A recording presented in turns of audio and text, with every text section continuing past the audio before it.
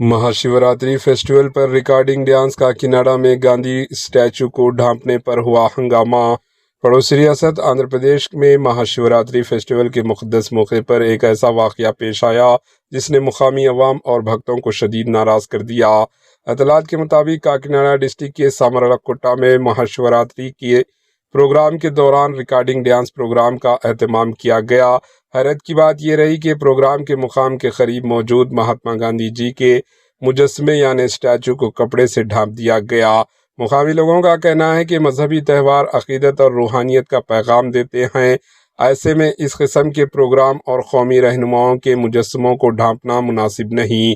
Social media पर videos viral होते ही मामला गर्मा गया और लोगों ने सख्त बरहमी का इजहार किया।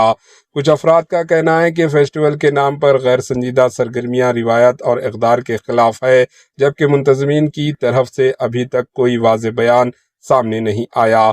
सवाल ये है कि क्या मजहबी त्योहारों के दौरान इस तरह के प्रोग्राम होने चाहिए, और अगर होते हैं तो क्या कौमी शख्सियात के मुजस्समों को ढांपना दुरुस्त कदम है। फिलहाल इंतज़ामिया की तरफ से तहक़ीक़ात की तौक़ी की जा रही है। जैसे ही मज़ीद मालूमात सामने आएंगी हम आप तक ज़रूर पहुँचाएंगे। Bureau report, HN news.